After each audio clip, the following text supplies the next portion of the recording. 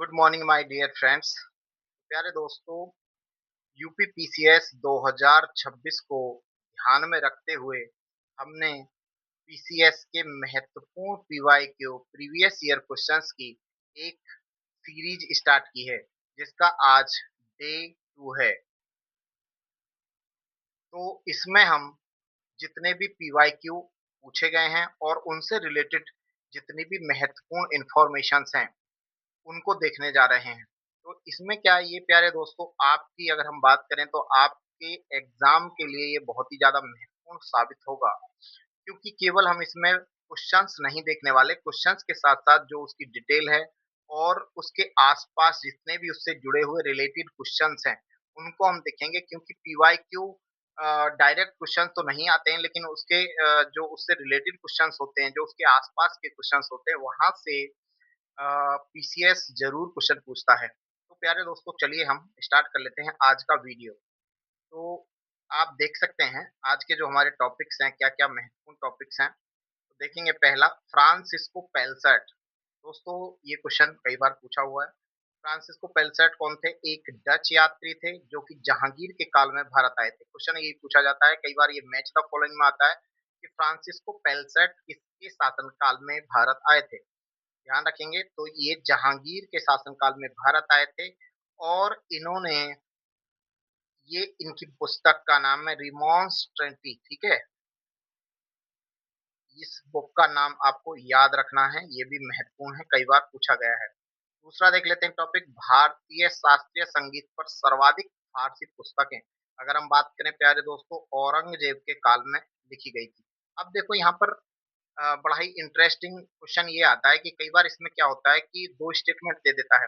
पहला स्टेटमेंट रहेगा कि भारतीय शास्त्रीय संगीत पर सर्वाधिक फारसी पुस्तकें किसके काल में लिखी गई, ठीक है? और दूसरा दे देगा कि भई औरंगजेब के काल में लिखी गई, मान लीजिए ये कह रहा है, और दूसरा स्टेटमेंट दे देगा कि औरंगजेब ने संगीत पर प्रतिबंध लगाया था। तो आपको जब प्रतिबंध लगाया है और संगीत पर सबसे ज़्यादा शास्त्रीय पुस्तक इसी के काल में लिखी गई हैं, तो ये दोनों क्या है, प्रतिद्वंदी स्टेटमेंट है। तो कई बार क्या होता है, गलत होने का चांस हो जाता है। लेकिन ये बात ध्यान रखेंगे कि सबसे ज़्यादा शास्त्रीय संगीत पर जो पुस्तकें, फारसी पुस्तकें लिखी गई हैं, वो औरंगज़ेब के काल में ही लिखी गई हैं, जबकि उसने संगीत पर भी प्रतिबंध लगाया था। तो इस प्रकार के स्टेटमेंट देकर हमको भ्रमित करता है पीसीएस या यूपीएससी, ठीक है? तो ये आपको थोड़ा-सा ध्यान रखना है। खैर, हम अगला देखते हैं प्यारे दोस्तों। पंचतंत्र का फारसी में अनुवाद। दोस्तों, पंचतंत्र का फारसी में अनुवाद जो है अबुल फजल द्वारा किया गया था। और इस यानी कि जो अनुवाद किया गया था उस बुक को अनवर सुहेली के नाम से जाना जाता है। कई बार तो ये पूछ दिया कि भाई फारसी जो है पंचतंत्र का फारसी जो नाम है वो क्या है? तो ध्यान रखेंगे आप, अनवर ए सुहेली, ठीक है? ये बड़ा ही महत्वपूर्ण है।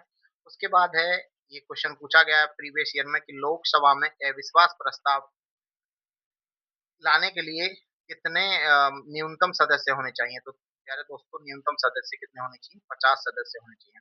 अब ये कई बार मैच द फॉलोइंग के लिए आ जाता है कि भई संविधान में भाग दे देता है और उससे फॉलोइंग करा लेता है। जैसे भाग 10 में क्या है, तो भाग 10 में अनुसूचित जाति एवं अनुसूचित जनजाति क्षेत्रों का उल्लेख किया गया है। भाग 11 में बात करें तो इसमें विधायी एवं प्रशासनिक संबंधें अर्थात सेंटर एवं स्टेट रिलेशनशिप दिया गया है इसमें, लेकिन कैसे? लेजिस्लेटिव एंड एडमिनिस्ट्रेटिव रिलेशन, ठीक है। भाग 13 में बात करें तो वित्तीय संपत्ति और संविदाएं दिया हुआ है। उसके बाद भाग 13 का ये है भारत के राज्य क्षेत्र के भीतर व्यापार वाणिज्य और समागम, ठीक है। तो ये थोड़ा सा ध्यान रखना है। उसके बाद देखेंगे भाई आप, कुछ राजा दे रखे हैं और उनके जो है माने कि राज्य क्षेत्र दे रखे हैं और वहाँ के राजा कौन थे, ठीक है। कई बार वहां से क्वेश्चन पूछा गया है, तो ये थोड़ा सा देख लेना है। जैसे अवध का जो राजा था कौन था? बुरहान मुल्क था, ठीक है। बुरहानुल, ठीक है। उसके बाद कर्नाटक का राजा जो था सादुल्ला खान था। रोहिलखंड का जो राजा था वीर दाऊद और अली मोहम्मद खाते।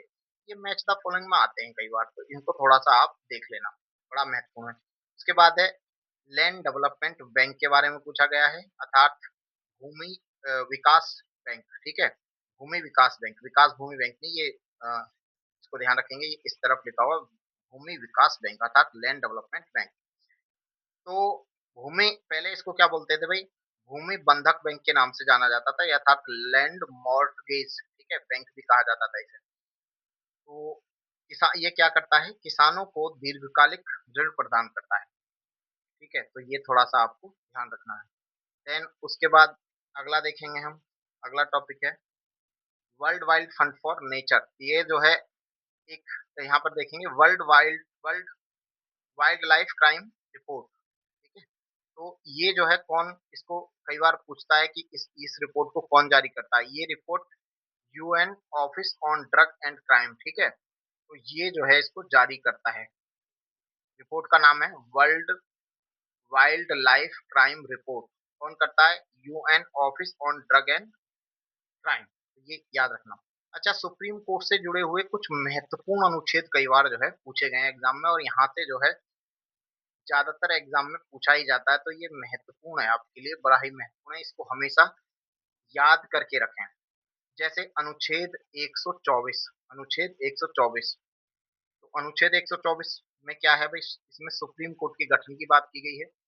अनुच्छेद 126 की बात करें तो प्यारे दोस्तों कार्यकारी जज अर्थात एक्टिंग जज की बात की गई है, और 127 में बात करें तो तथार्थ जज अर्थात इसको बोलते हैं एडहॉक जज, और 129 में अभिलेख न्यायालय यानी सुप्रीम कोर्ट एक अभिलेख न्यायालय होगा। ये किसमें लिखा हुआ है, आर्टिकल 129 में। और आर्टिकल 137 में क्या है, तो सुप्रीम कोर्ट स्वयं के निर्णय पर पुनर्विचार कर सकता है, अर्थात केवल और केवल सुप्रीम कोर्ट को ही भारत में ये अधिकार है कि वो अपने निर्णयों को जब चाहे बदल सकता है।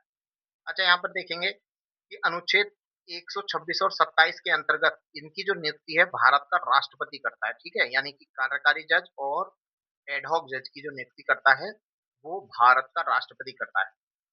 ठीक है, उसके बाद अगला है एम्बार्गो। ठीक है, एम्बार्गो क्या है, किसी देश पर व्यापारिक प्रतिबंध लगाना। ठीक है, तो ये आपको याद रखना है, जैसे चाइना कई बार लगा देता है यूएसए भारत पर, या भारत किसी भी देश पर लगा देता है, तो उसको क्या बोलते हैं, एम्बार्गो।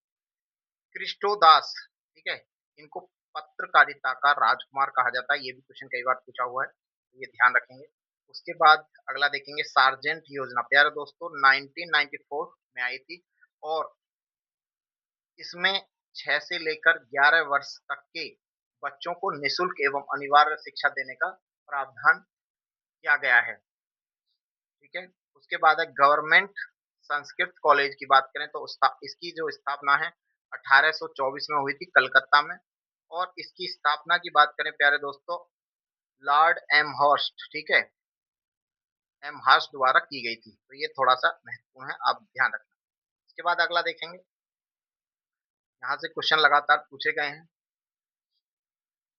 नेक्स्ट देखेंगे भाई आप, कुछ प्रसिद्ध लौह क्षेत्र दे रखे हैं, आयरन और रीजन्स। ठीक है, जैसे मान लीजिए लॉरेन, लॉरेन कई बार पूछा हुआ है, तो ये फ्रांस के अंतर्गत एक बहुत ही प्रसिद्ध आयरन क्या है, एरिया है, रीजन है। किरुआना जो है वो स्वीडन में पड़ता है, उसर्क रूस में पड़ता है, और